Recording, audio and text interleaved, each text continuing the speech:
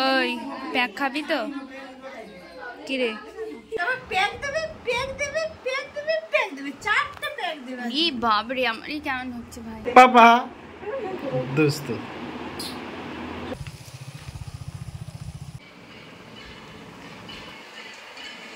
और হিংসে হচ্ছে, হিংসে। ওই তুই ওকে ছাড়।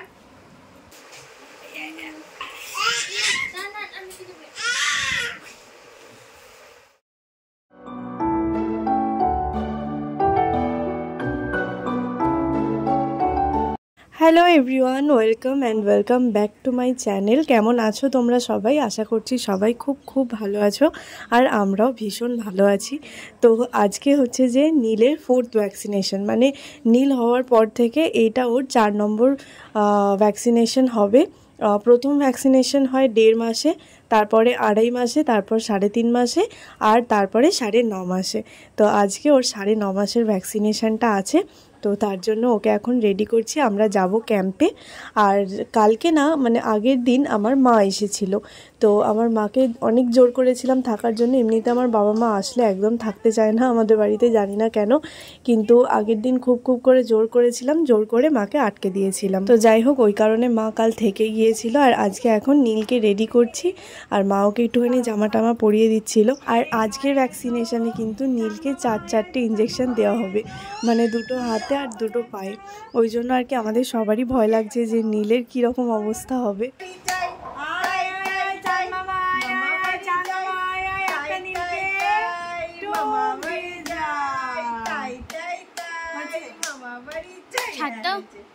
খাচ্ছি, ইঞ্জেকশন খেতে হবে, আবার সাজছে।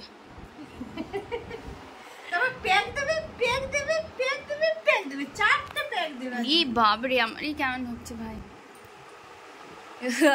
আমাদের নীল এখন যাবে হচ্ছে, পাউডারটা ছড়িয়ে দিল। হ্যাপি হোলি করেছি না? রাগ হয়েছে একটুতেই, কোনো কিছু থেকে নিয়ে নিলে। এটা কি করলে তুমি? তুমি সুবর্ণ হচ্ছ, সুবর্ণ ছানা।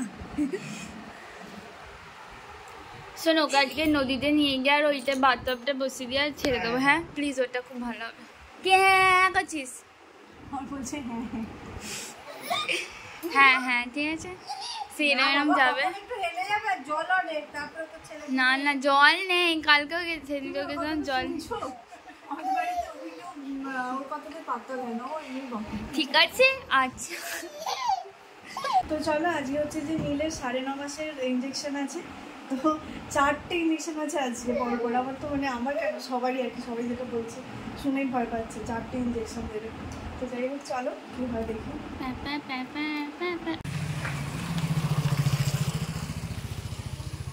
দেখো নীলসোনা কি সুন্দর আমাকে ছাতা ধরে নিয়ে যাচ্ছে, দেখে ওটাই মনে হচ্ছে না? আসলে ছাতাটা সামনে ধরলেই নীল ওর রডটা ধরবে। আর যাই হোক, আমরা চলে এসেছি ক্যাম্পে। প্রথম 2বার আমাদেরকে সেন্টারে গিয়ে ভ্যাকসিনেশন করাতে হয়েছিল, কিন্তু তারপরের 2বার এরকম ক্যাম্প বসেছিল, ক্যাম্পেই কিন্তু হয়ে গিয়েছিল। আর এইখানে নীল ছাড়াও এই যে আরও অনেক ছোট বেবিরা এসেছে, ওদেরকে তো দেখেই মানে মায়া লাগছে। আর এদের যে ইঞ্জেকশনগুলো হবে সেগুলোতে আবার এদের ব্যথা থাকবে, জ্বর হবে। নীলের তো বলেছে যে ওর ইঞ্জেকশনগুলোয় কোনো রকম ব্যথা থাকবে না বা জ্বর আসবে না, কিন্তু এদেরগুলোই থাকবে। নীলেরও হয়েছিল এক সময়। ওই প্যাক খাবি তো? কিরে তুমি ঠিক আছো? ওখানে এত গরম, এইমাত্র বাড়ি এসে পৌঁছালো, এত গরম, ও তো ঘেমে যাচ্ছে। আর তার উপরে ওরকম ইঞ্জেকশনের ব্যথা, পরপর 2টো হাতে 2টো পায়ে 4টে দিয়ে দিল। আমি তো দেখতেই পারিনি। নেহা ওরকম বলছে, আমার তো দেখেই হাত পা কাঁপছে। আর এই চট করে কাঁদে না, কিন্তু ইঞ্জেকশন দিলে তো কাঁদবেই বাচ্চা এরকম। তো আজকে কিসের ভ্যাকসিনেশন দিল সেটা ঠিক আমি জানি না। যে কার্ডটা থাকে না, ওই কার্ডটা আশা দিদিরা কয়েকদিন আগেই নিয়ে গেছে, ওই কার্ডটাতে লেখা আছে। যদি ওই কার্ডটা থাকতো তাহলে দেখে ভালো বলতে পারতাম কিসের ভ্যাকসিনেশন হলো। 4টে হলো, 2টো হাতে দিয়েছে, 2টো পায়ে দিয়েছে। আর এর সেই মানে বাচ্চাদের একটা 1.5 মাসের ভ্যাকসিনেশন হয়, তারপরে 2.5 মাসে হয়, তারপরে 3.5 মাসে হয়, তারপরে একেবারে 9.5 মাসে হয়। তো এটা 9.5 মাসের ভ্যাকসিনেশনটা হলো। এই ইঞ্জেকশনগুলোতে বললো যে ব্যথা সেরকম থাকবে না, জ্বরটারও আসবে না।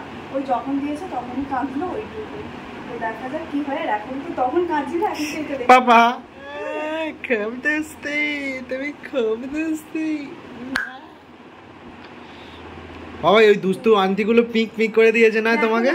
না, যখন প্রথমেরটা দিয়েছে তখন কিছু বলেনি, হ্যাঁ কাঁদেনি, তখন একটুখানি কাঁদতো যেই দিল, এবার তারপরে একটা দিল তখনও অতটা কাঁদেনি, তারপর যখন 3 নম্বরটা দিতে আসছে এবার তো বুঝতে পারছে তাহলে আবার দেবে, তখনও মানে দেখেই ইঞ্জেকশনটা কাটছে, আবার যখন 4 নম্বরটা দিচ্ছে তখন আগের থেকে রাগেই কাঁদতে লেগে গেছে, দিয়েই যাচ্ছে।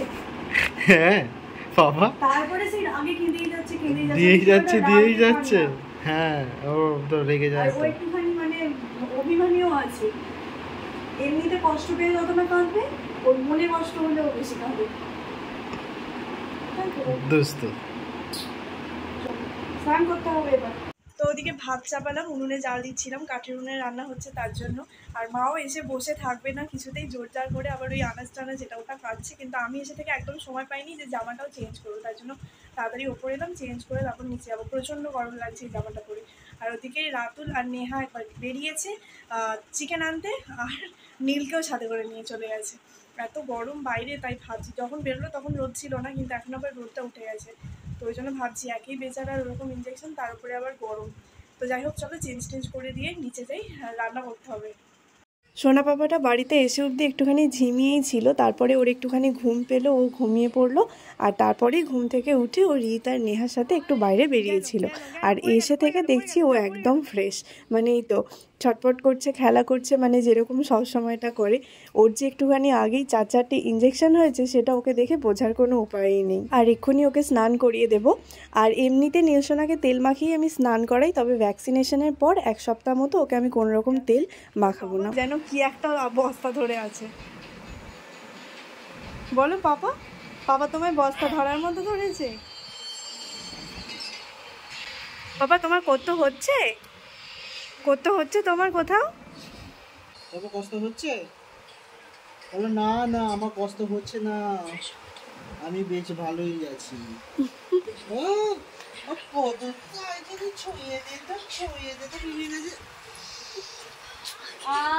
কি ভালোই লাগে। ও কিন্তু অন্যান্য বারের মতো অতটা ঝিমিয়ে নেই, দেখে বুঝতে পারছো, একদম চাঙ্গা আছে। আর হিংসে হচ্ছে, হিংসে। ওই তুই ওকে ছাড়, একে ছাড়, কি করলো? হ্যাঁ তুই ওদিকে যা, বসকে যা, বস এখানেই থাক, তুই ওখানেই থাক। না না এখন কিছুক্ষণ এরকম করবে, যখন দেখবে আর নিচ্ছেই না তখন কাঁদবে। আরে উঠছে দেখ না অন করে করে, ওই দিকটা সরিয়ে দে। বাবা নয়, বাবা নয়, বাবা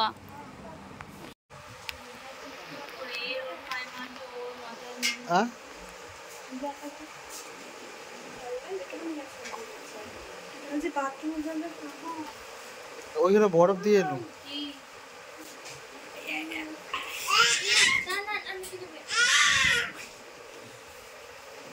না না না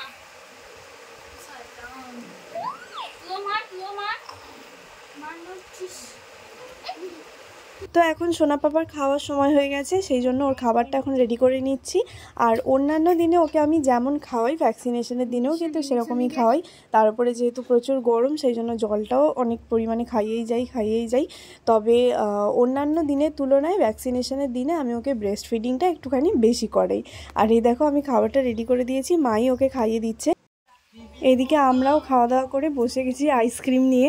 গরমের দুপুরবেলা ভাত খাওয়ার পরে তো একটুখানি মনটা আইসক্রিম করেই, তো এখানে আমরা আইসক্রিম খাচ্ছিলাম। আর কিছুক্ষণ পরেই নীলের দাদুর মানে আমার বাবা একটুখানি ভিডিও কল করলো নীলের সাথে কথা বলার জন্য। তো এখন নীল সোনা ওর দাদুনের সাথে কথা বলছে।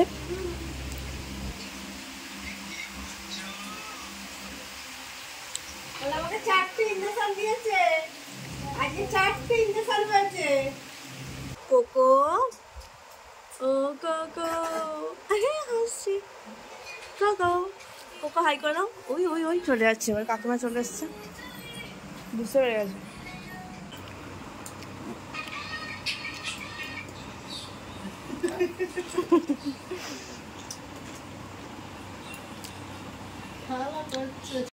বউ বউ ও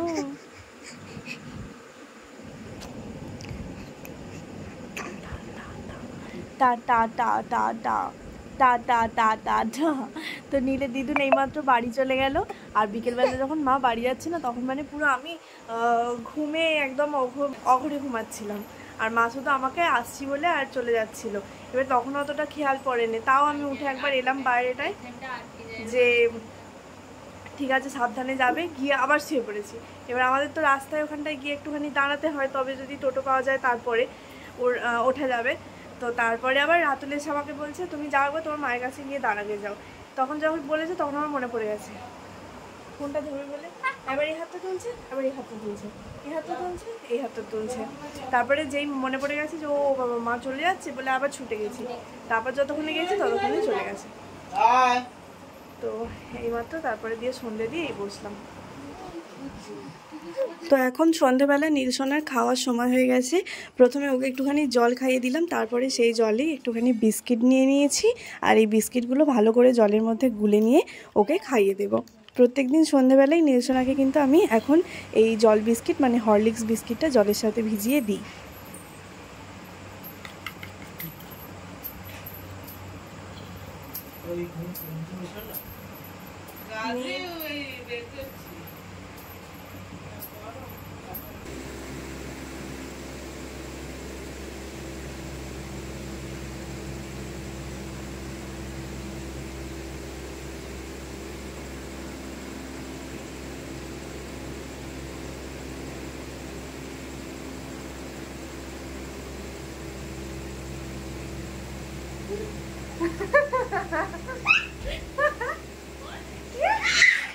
সোনা পাপা ওদিকে নিজের মনেই খেলা করছিল।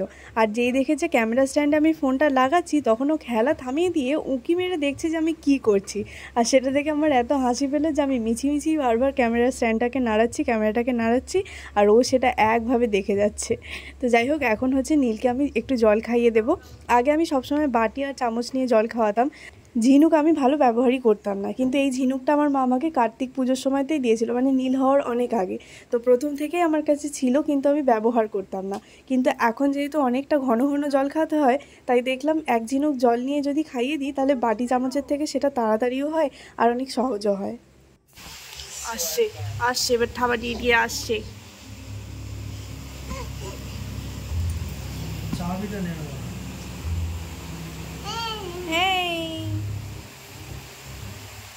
পাপার গান বন্ধ করে দাও। হ্যাঁ, রিমোটটা নিয়েছো, গান বন্ধ করে দাও। ডুব নীল নীল এ পাপা।